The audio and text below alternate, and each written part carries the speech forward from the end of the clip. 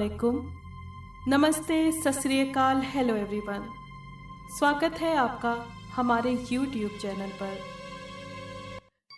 सर्दियों की रात में चाय और साथ में हॉरर नावल हो तो किसी और बात और चीज़ की ज़रूरत ही नहीं होती, वो भी तब जब अपने गांव में हो, लाइट गई हो और मोमबत्ती या लालटेन की रोशनी कमरे में हो तो डर का पूरा माहौल बन जाता है, ऐसे जैसे कोई हॉरर मूवी का सीन हो। और तभी हॉरर नॉवल छोड़ने का दिल नहीं करता जब तक कहानी ख़त्म ना हो जाए। इस दफ़ा गांव गई तो सर्दी बहुत थी, बारिशें हो रही थी और लाइट तो ऐसे हालात में जाती ही है। गांव में जब बारिश हो रही हो और फिर कमरे में रोशनी के लिए मोमबत्ती या लालटेन जलानी पड़ती है, ऐसे माहौल में अपने बिस्तर पर दुपक कर बैठे हों और हाथ में हॉरर नॉवेल हो तो बहुत सी घटनाएं याद आ जाती हैं जो अपनी दादी और नानी से सुनी हो। मुझे भी ऐसी ही कुछ घटनाएं याद आईं जिनको मैं आप सबसे शेयर करना चाहती हूँ। पहली कहानी जो हमारी दादी ने हमको सुनाई, तो सुनिए मेरी दादी की ही ज़ुबानी। ये आज से लगभग 60-70 साल पुरानी बात है। हमारे घर के पास मौजूद जंगल और टीले रात को बड़े रहस्यमयी हो जाते। यहाँ पर रहने वाले लोग कहते थे कि इन जंगलों में जिनों, भूतों, चुड़ैलों का बसेरा है। जुमेरात यानी गुरुवार, और फिर हर जुमेरात को जंगल से ढोल बजने की आवाज़ें और लाइट नज़र आती।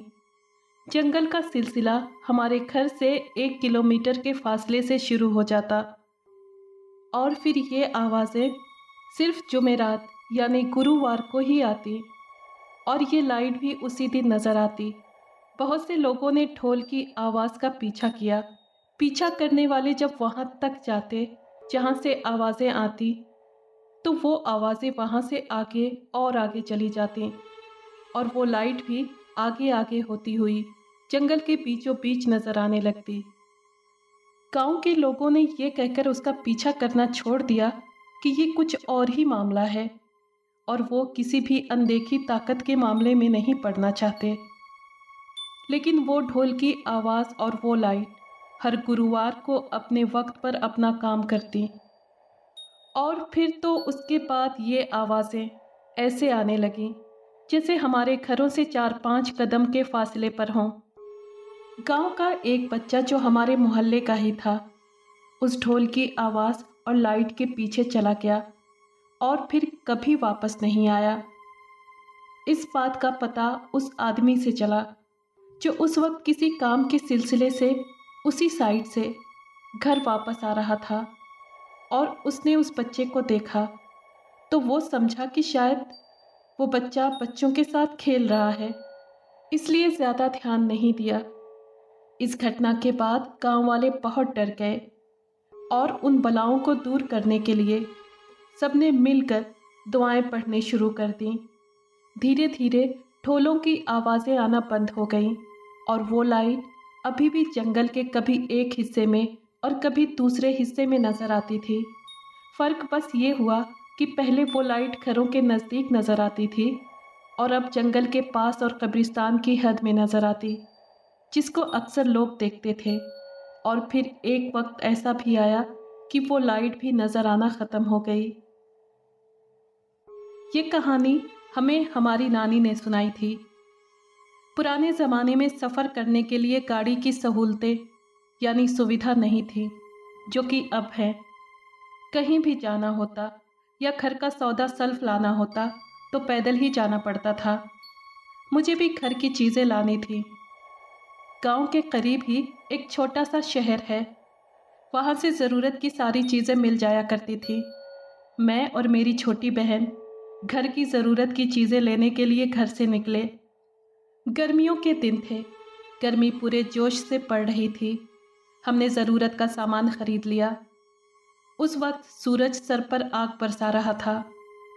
उस ज़माने में घड़ी भी कहाँ हुआ करती थी। दिन रात के हिसाब से पता लगा लेते कि क्या टाइम हुआ है और हमारे हिसाब से उस वक्त दिन का 1 हुआ था।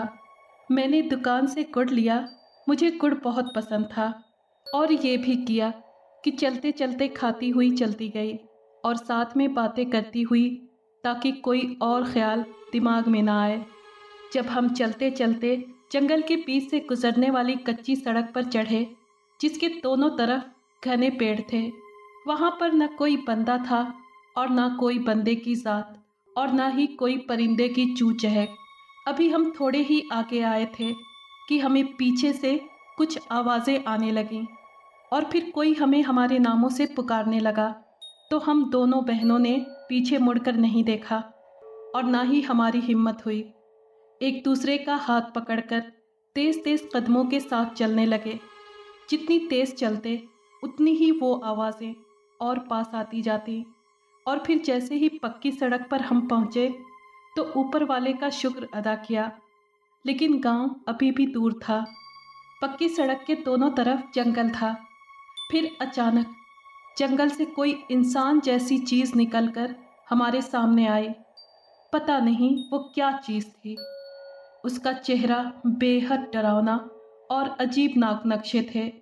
उसने मुझसे मेरे गुड़ वाला दुपट्टा छीना और हवा की तरह दूसरी तरफ गायब हो गया।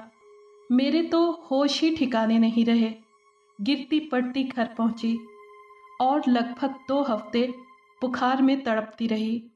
मेरी नानी कहा करती थी कि अब भी जब वो चेहरा मेरी आंखों के सामने आता है तो मुझे रात को नींद नहीं आती। हम नानी से कहते हैं कि हमें और उसके बारे में बताइए कि कैसा चेहरा था। तो नानी कहती हैं कि बेटा, मुझे खुद समझ नहीं आता कि वो क्या था और क्या नहीं, तो तुम लोगों को क्या बताऊं। तो फिर हम चुप हो जाते। ये घटना मेरी फूफो और उनकी सहेली के साथ पेश आई, जो कि हमारी पड़ोसन हैं। फूफो ने हमें बताया कि ये बात उन दिनों की है जब मैं 5वीं क्लास में थी। स्कूल से जिस दिन छुट्टी होती तो हम लकड़ियाँ लेने जंगल जाया करते थे। उस दिन भी स्कूल से छुट्टी थी। हम दोनों सहेलियों ने जंगल से कुछ लकड़ियाँ लाने का सोचा। सर्दियाँ भी थीं तो सोचा कि थोड़ी लकड़ियाँ जमा हो जाएंगी। घर वालों से पूछकर दोनों जंगल की तरफ निकल गए। पहले गैस नहीं हुआ करती थी। जाकर लकड़ियाँ लाते और आग जलाते थे। अब तो वो सब बातें ख्याल की रह गई हैं। हम दोनों घर से निकले और जंगल की तरफ चल दिए। जंगल कब्रिस्तान से आगे था और कब्रिस्तान से गुजरकर जंगल जाना पड़ता था। हम जंगल में लकड़ियाँ इकट्ठी करते काफ़ी आगे निकल गए। जब इस बात का हमें अंदाज़ा हुआ तो हमने जल्दी जल्दी अपने गट्ठर बांधे और जंगल की हद से बाहर निकलने के लिए तेज़ तेज़ चलने लगे। जंगल से आगे अभी कब्रिस्तान के रास्ते में बहुत सी घटनाएं पहले भी हो चुकी थीं।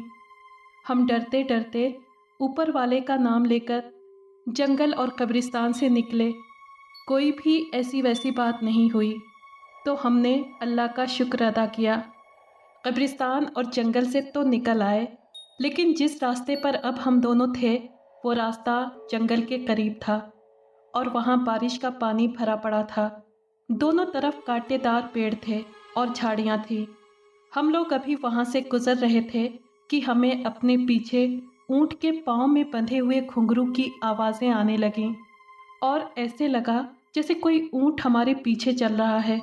हम दोनों की परेशानी बढ़ चुकी थी। मैंने सहेली से कहा, हमारे अलावा तो कोई यहाँ नहीं। फिर ये अचानक उठ के चलने की आवाज़ें कहाँ से आने लगीं? तो उसने जवाब दिया, चुप कर जाओ और अपने ध्यान में चलती रहो। अभी हम बातें कर ही रहे थे कि हमें हमारे नामों से पीछे से किसी औरत ने पुकारा और हमारे गांव के ही किसी का नाम लेकर कहने लगी, मुझे उनके घर जाना है, मुझे वहां तक छोड़ दो। मैं पीछे देखने ही वाली थी कि सहेली ने मुझे मना किया और कहा, पीछे नहीं देखना, ये पता नहीं क्या बला है क्या नहीं, और इसे हमारे नाम का कैसे पता चला। डर से हमारी खिखी बन गई और मेरा एक कदम 100 मन भारी हो रहा था और सहेली मुझे लगातार बातों में लगा रही थी। हमें गांव के थोड़े आसार नज़र आए तो हमने अपने गट्ठर फेंके और गांव की तरफ दौड़ लगा दी। वो औरत हमें पीछे से आवाज़ें देती रही और हमारे पीछे भी आई, लेकिन हमने मुड़कर नहीं देखा। मैंने दौड़ लगाते हुए एक दफ़ा पीछे मुड़कर देखा लेकिन तब हम गांव के हद में दाखिल हो चुके थे और वो गांव में किसी भी हालत में दाखिल नहीं हो सकती थी। और वो क्या चीज़ थी हमारे पल्ले नहीं पड़ा, लेकिन उसका पैर ऊंट जैसा नहीं बल्कि किसी चुड़ैल का था। पैरों में मोटे मोटे घुंघरू बंधे हुए थे, पूरे जिस्म पर लंबे लंबे बाल जो नीचे ज़मीन पर लग रहे थे। उसका चेहरा इतना लंबा और उसके दांत बाहर को निकले हुए थे। फुप्पो ने बताया, जब मैं घर में पहुंची तो मुझे कोई होश नहीं रहा। जब आँख खुली तो मैं घर में थी। घर वालों ने खूब डांटा कि क्या ज़रूरत थी हमें जंगल जाने की। शुक्र है बच के आ गई, वरना पता नहीं आज क्या होता हमारे साथ। लगभग 2 महीने से भी ऊपर बुखार रहा। उम्मीद नहीं थी कि बच जाऊंगी। सब ये समझते थे कि मैं मर जाऊंगी। दम दुरूद हर जगह से करवाया, गले में तावीज़ डाला, मगर उस औरत का डरावना चेहरा आंखों से ओझल नहीं होता था। खैर काफ़ी दिनों तक मैं डरी डरी और सहमी सहमी रहती रही। कई महीने बाद एक अल्लाह वाले मिले जिन्होंने एक तावीज़ दिया और मुझ पर दुआ पढ़कर दम किया और बोतल में पानी दिया जिसे मैं पीती रहती थी। तब कहीं जाकर मैं सेहतमंद हुई। ये घटना मेरी दोस्त ने मुझे सुनाई, जो कि उसके अब्बू के साथ पेश आई। उन दिनों मैं मैट्रिक में थी। वैसे तो इस घटना का गांव में लगभग सबको ही पता था, लेकिन हमने कभी भी उससे इस बारे में नहीं पूछा था। एक दिन खाली पीरियड में बैठे बातें कर रहे थे कि मैंने उससे इस घटना के बारे में पूछ लिया कि क्या ये घटना सच में हुई है। तो उसने बताया कि ये बात सच है। उसके अब्बू पेशे से ड्राइवर हैं और रात के वक्त उनकी गाड़ी का आखिरी टाइम होता था और लगभग 11 बजे घर वापस आते, जब पूरा गांव नींद के मज़े ले रहा होता। उसने मुझे बताया कि सर्दियों के दिन थे। एक रात अब्बू को घर आने में देर हो गई। लगभग 1 बजे का टाइम होगा जब अब्बू घर में दाखिल हुए और दाखिल होते ही नीचे गिर गए। बड़े भाई ने अब्बू को उठाकर बेड पर लिटाया और उनके मुंह पर पानी का छींटा मारा तो वो होश में आ गए। तेज़ ठंडी में भी अब्बू पसीने में नहाए हुए थे और बुखार में तप रहे थे। हमने अब्बू को दवाई दी और उनके पास बैठ गए और रात हमारी आंखों में गुजरी। सुबह हुई तो भी अब्बू का बुखार वैसा ही था। अम्मी ने पूछा कि रात को लेट क्यों हो गए थे और क्या बात है, इतने डरे हुए हैं, क्या कोई बात हुई है। तो अब्बू ने बताया कि रात को टाइम ख़त्म करके हम अड्डे पर सारे ड्राइवर दोस्त मिलकर बैठ गए और बातें करने लगे। वक्त का पता नहीं चला और फिर जब मैंने टाइम देखा तो रात के 12 बज रहे थे। तो मैं वहाँ से घर के लिए निकल पड़ा। गांव पहुँचते पहुँचते 1 का टाइम हो गया। धुंध छाई हुई थी। मैं अपनी साइकिल पर बैठा, साइकिल तेज़ तेज़ चलाकर जल्दी घर पहुँचना चाहता था कि जैसे ही मैं बड़ी गली में दाखिल हुआ, किसी औरत की मुझे पुकारने की आवाज़ आई जो मेरे नाम से मुझे पुकार रही थी। पहले भी कई दफ़ा मुझे आवाज़ें आती थीं उसी जगह से, लेकिन मैं अल्लाह का नाम लेकर आगे निकल जाता और फिर पीछे मुड़कर नहीं देखता। कल रात को भी वही आवाज़ें आईं तो मैंने पहले की तरह सुनी अनसुनी करके अपनी साइकिल की स्पीड बढ़ा दी। लेकिन एकदम मुझे अपनी साइकिल को ब्रेक लगाना पड़ा, क्योंकि मेरे सामने एक खूबसूरत लड़की खड़ी थी जिसने सफ़ेद रंग का ड्रेस पहन रखा था और उसके खुले लंबे बाल घुटनों से भी नीचे जा रहे थे। मैंने उससे पूछा कि कौन हो तुम? मैंने पहले तुम्हें कभी गांव में नहीं देखा और इतनी रात को यहाँ क्या कर रही हो? तो उसने कहा, मैं रोज़ तुम्हारा इंतज़ार करती हूँ, तुम्हें पुकारती भी हूँ, लेकिन तुम भाग जाते हो। तुम मुझे बहुत अच्छे लगते हो, इसलिए मैं तुम्हें अपने साथ लेकर जाना चाहती हूँ। इतना कहकर वो फ़ौरन साइकिल पर मेरे पीछे बैठ गई। तो मैंने उससे कहा, मेरी बीवी बच्चे घर में मेरा इंतज़ार कर रहे हैं, मैं तुम्हारे साथ कहीं नहीं जा सकता। तो उसने कहा, नहीं, आज मैं तुम्हें लेकर ही जाऊंगी। मुझे खतरे की बू आने लगी। मैं जानता था कि ये कोई चुड़ैल है, क्योंकि इतनी रात को कौन लड़की बाहर निकलती या किसी अजनबी को आवाज़ें देती है। मैं उसे घर की तरफ लेकर आने लगा और रास्ते में उसे बातों में लगाए रखा, ये सोचकर कि अगर कोई औरत है तो घर में इसे सेफ जगह मिल जाएगी और अगर कोई अनहोनी बला है तो भी पता चल जाएगा। उसने मुझे मजबूती से पकड़ा हुआ था। मैंने घर के पास साइकिल रोकी और नीचे उतरा। मेरा घर आ गया। मैं जैसे साइकिल से नीचे उतरा तो देखा पीछे कुछ भी नहीं था। मेरे पीछे बैठी लड़की गायब थी। अब मुझे समझ आ गया कि ये क्या चक्कर था और फिर कांपती हुई हालत में घर में दाखिल हुआ। आगे जो हुआ वो तुम सब जानते हो और अल्लाह का शुक्र अदा किया कि हमारे अब्बू सही सलामत हमारे सामने मौजूद थे और वो भूतिया चक्कर से बच गए थे। फिर अब्बू ने अपनी रात की टाइमिंग में चेंजिंग करा ली और उसके बाद टाइम से घर आ जाते। ये कहानी मेरे कज़िन ने मुझे सुनाई जो उसके साथ और उसके दोस्तों के साथ पेश आई। इस कहानी के सुनने से पहले हम इस बात से अनजान थे। हमें यकीन नहीं था कि इतनी बड़ी बात उसने हमसे छिपा कर रखी। शिकार खेलने का उसे बहुत शौक है और अक्सर सर्दियों की रातों में अपने दोस्तों के साथ शिकार के लिए निकल जाता है। उसने हमें बताया कि 3 साल पहले की बात है। हम दोस्तों ने शिकार का प्रोग्राम बनाया। सर्दी बहुत थी। धुंध यानी कोहरा शाम से पहले ही हर तरफ छा जाता और तुम लोगों को याद होगा उस शिकार के बाद मैं लगभग 2-3 महीने बुखार में रहा। सब ये कहते थे कि अब नहीं बचेगा, पता नहीं क्या हो गया है इसे, लेकिन जिसे अल्लाह रखे उसे कौन चखे, और ये बात तो पक्की है। चच्ची का कहना था कि रात भर सर्दी में घूमता रहता है, इसलिए सर्दी लग गई है।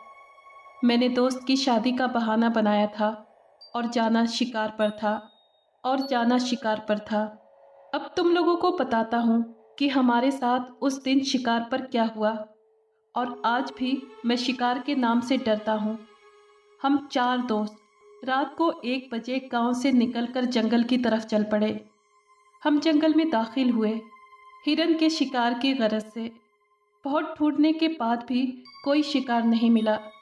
सर्दी ज़्यादा होने की वजह से हमने लकड़ियाँ इकट्ठी की और आग जला ली और फिर सर्दी दूर करने के लिए उसके आसपास बैठ गए और बातें करने लगे कि अचानक मुझे एक बकरी के बच्चे के मिनमिनाने की आवाज़ आई। तो मैंने पहले साथ बैठे अपने दोस्त से कहा, यार क्या तुम्हें किसी बकरी के बच्चे की आवाज़ सुनाई दी है? तो उसने कहा, मुझे कोई आवाज़ नहीं आई। तो मैंने भी समझा कि मेरा वहम होगा। थोड़ी देर बाद फिर आवाज़ आई। अब की बार मुझे ही नहीं, मेरे साथ बैठे दोस्त को भी सुनाई दी। तो हमने दोस्तों को बताया तो उन्होंने कहा, इतनी रात में बकरी का बच्चा यहाँ कैसे आ सकता है, और आबादी भी यहाँ से बहुत दूर है।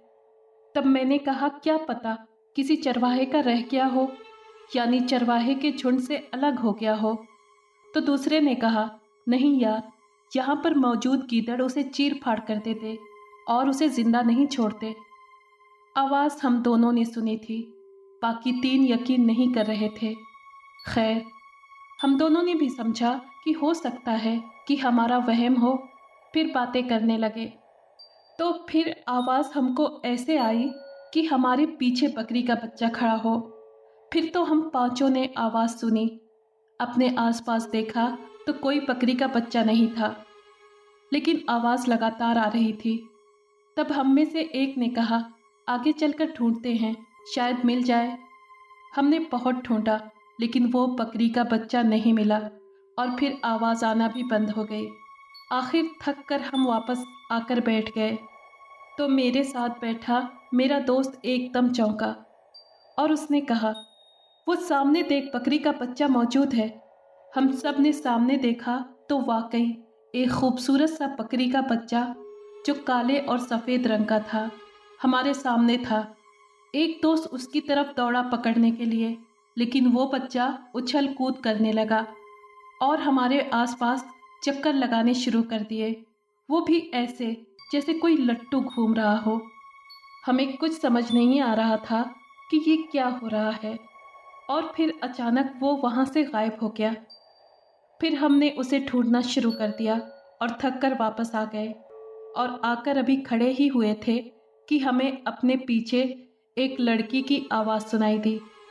मुझे ढूंढ रहे हो तुम लोग? मैं तो इधर हूँ। हमने मुड़कर देखा तो वहाँ एक खूबसूरत दुल्हन लाल जोड़े में खड़ी थी। हम लोग उसे देखकर हैरान हो गए कि इतनी रात गए ये दुल्हन लाल जोड़े में जंगल के बीचों बीच क्या कर रही है। और बकरी का बच्चा हमारे दिमाग से निकल चुका था।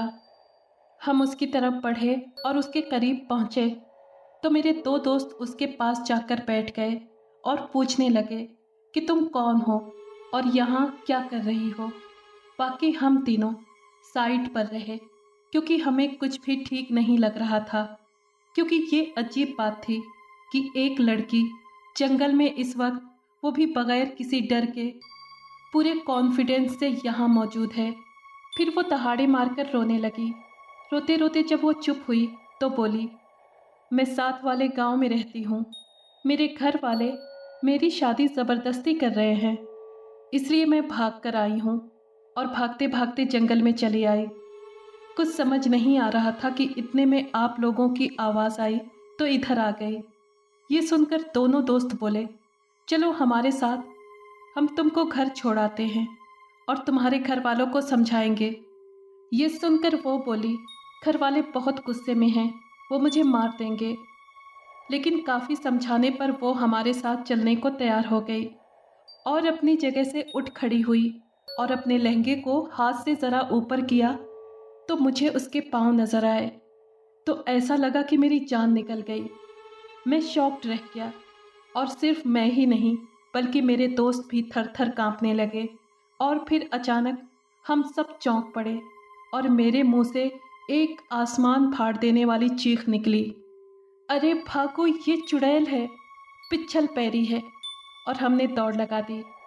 हम सारे दोस्त सरपट भागने लगे और हमारे मुंह से दुआएं निकलने लगी। हमने गिरते पड़ते आखिरकार गांव पहुंचकर सांस ली। बहुत आवाज़ें आती रहीं पीछे से उस चुड़ैल की। वो हमारा नाम ले लेकर पुकारती रही, लेकिन हमने मुड़कर एक बार भी नहीं देखा। और भी मैंने अनगिनत कहानियाँ सुन रखी हैं अपने रिश्तेदारों, बुज़ुर्गों, कज़िन्स, दोस्तों से, लेकिन फ़िलहाल उनमें से कुछ घटनाएं, कुछ वाक़यात जो मुझे याद थे, मैंने आपसे शेयर की। आगे फिर मौका मिला, बाकी की घटनाएं, बाकी की कहानियाँ आपसे फिर शेयर करूँगी।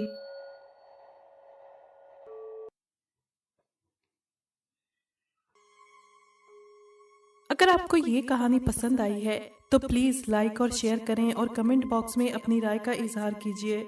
अगर आपने हमारे चैनल को अभी तक सब्सक्राइब नहीं किया है तो प्लीज़ सब्सक्राइब कर लें और बेल आइकन को प्रेस कर दें ताकि आने वाली हर कहानी का नोटिफिकेशन आपको मिल सके।